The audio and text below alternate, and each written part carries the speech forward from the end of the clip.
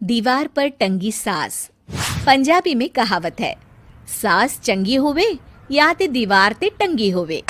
संगीता की शादी भी एक ऐसे ही घर में होती है जहां उसकी सास दीवार पर टंगी होती है।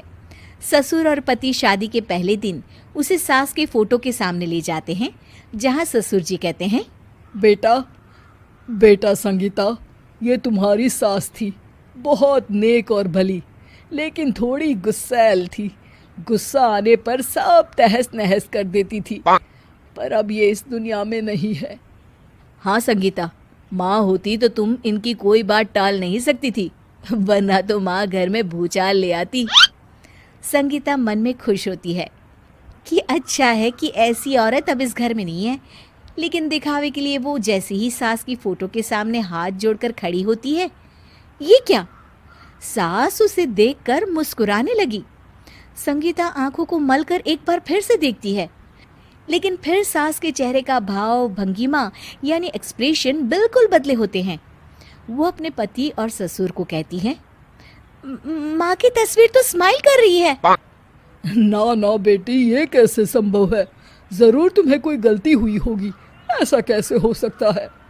लगता है तुम शादी की सारी फॉर्मेलिटी करते करते थक गई हो, तुम्हें आराम की जरूरत है संगीता।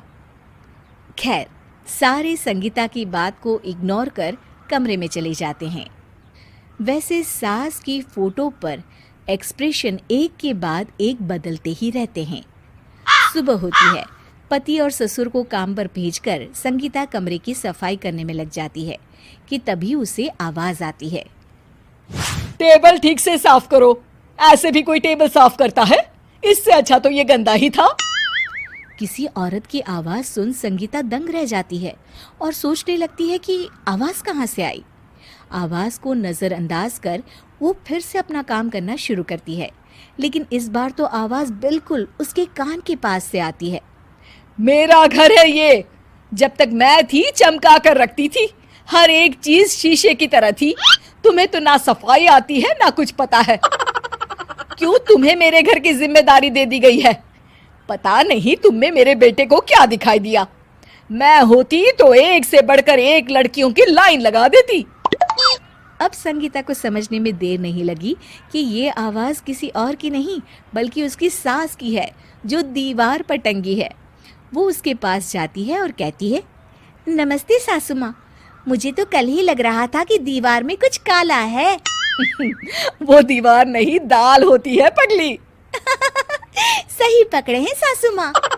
तो क्या हो गया आपको जो आप यहाँ भी चैन से नहीं बैठी हैं? सुना मैंने आपका व्यवहार काफी गुस्से वाला था।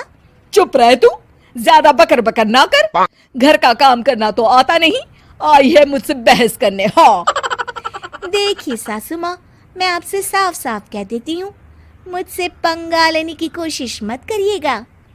तभी पीछे से संगीता का पति आता है। अरे संगीता, किससे बात कर रही हो? कौन है वहाँ? संगीता की सास की फोटो फिर से पहले जैसी हो जाती है।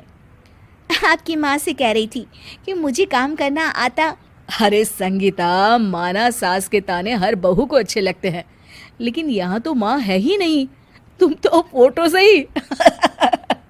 तुम भी लाजवाब हो संगीता। किसी को विश्वास नहीं होता कि संगीता अपनी मरी हुई सास की फोटो से बात करती है। वहीं आए दिन संगीता की सास संगीता को किसी न किसी बात पर आते जाते ताने देती। संगीता को भी अब सास के तानों और उनसे बात करने की आदत हो गई। वो कभी खानदान की कहानी तो कभी तीज त्योहार कैसे मनाए या किसी व्यंजन की रेसिपी सास से ही पूछती। सारा दिन घर में अकेली संगीता की सास अब उसके लिए तानों के साथ पक्की साथी की तरह भी रहने लगी थी, जो किसी और को नहीं बल्कि संगीता को ही सुनाई देती। तो देखा आपने, सास बहू का रिश्ता हर रिश्ते से ऊपर होता है, फिर चाहे वो खट्टा हो या मीठा। उम्मीद है कि आपको हमारी ये कहानी पसंद आई होगी। कृपया हमारे चैनल को सब्सक्राइब करें और सभी अपडेट्स के लिए बेल आइकन जरूर क्लिक करें। और हाँ, वीडियो लाइक और शेयर करना मत भूलिएगा। Bye bye.